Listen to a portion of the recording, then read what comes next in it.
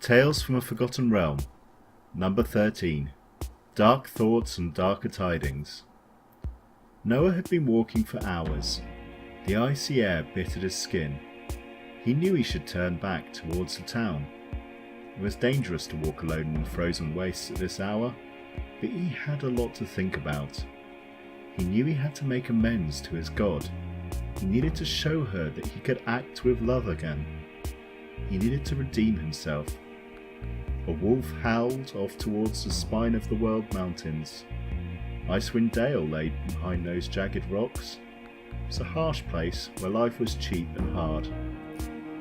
It always amazed him how people would settle even the harshest of landscapes, clinging to the thinnest thread of life with all their might. He had heard stories of the Drow Ranger, of course, that protected those lands long ago, Drid Stoerden.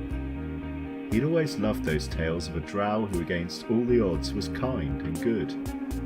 There had been an example of finding goodness in the strangest places.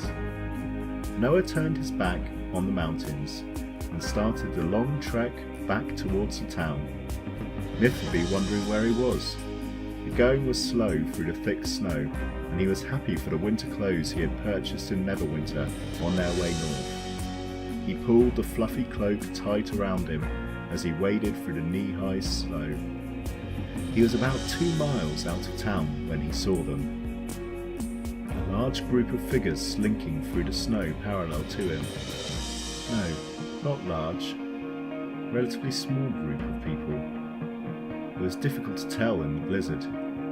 He ducked low in the snowy brush.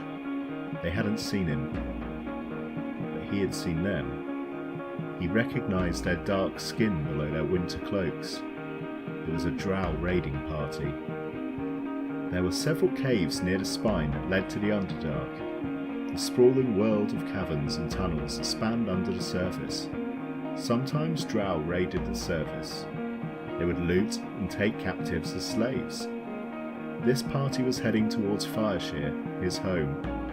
He had to do something. There were 8, no, maybe 10 of the drow.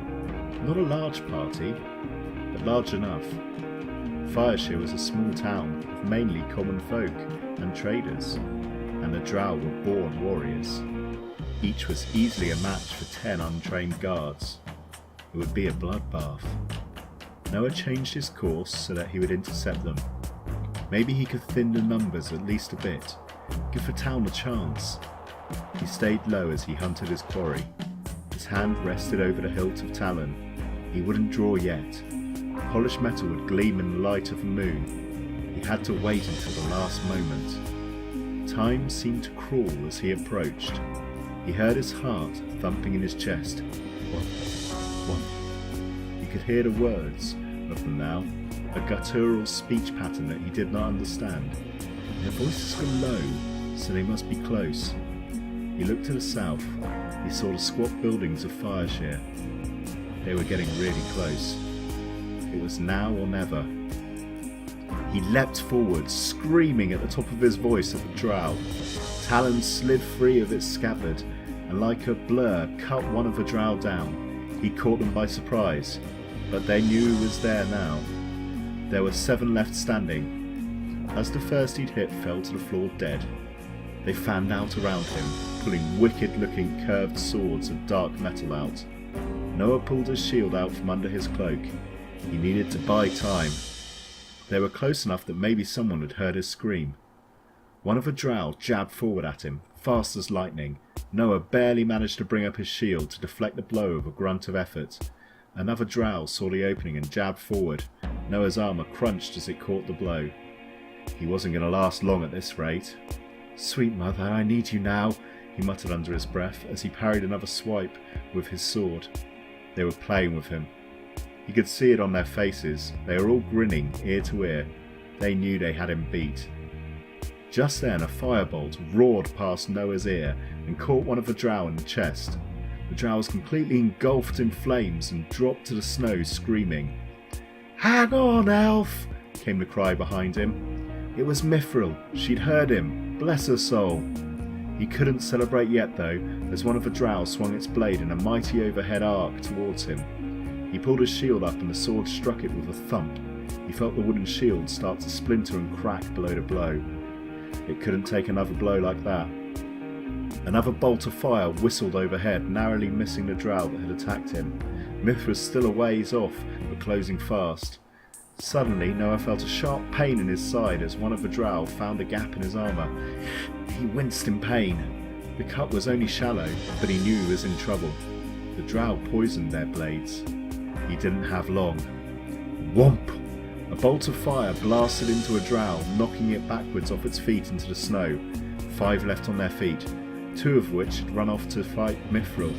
That left him with 3 to deal with. They looked less confident now that some of their number had fallen, but they still outnumbered him. Noah felt the cut in his side start to throb with a numb pain. The poison had started to take hold. The same drow that had swung at him before tried another overhead swipe, but Noah saw it coming this time and sidestepped it and jabbed with talon. The sword hit true and skewered the drow with a squelch. Noah pulled the blade free, spraying the white snow with deep crimson blood. He spun on his feet to block an attack from one of the other 2 drow with his shield. He managed to push the blade away, but he felt his shield crack as it fell apart. He chucked its remnants to the ground. It was useless now. He gripped Talon with both hands, moving to keep it between him and the 2 drow trying to flank him. He could hear the sounds of explosions and the smell of ozone behind him from the heated battle between Myth and the other 2 drow, but he daren't take his eyes off the 2 assailing him to see how she was doing. His left arm suddenly lost its grip on Talon and fell to his side. The poison was starting to take effect. He tightened his grip with his right hand on the sword. One of the drow to his left started to chuckle to himself. Noah's sword dropped to the ground as his right hand went limp, and he fell to his knees. The other drow also smiled, and as Noah's eyes started to close, the last thing he saw was a bright, blinding light, then just black.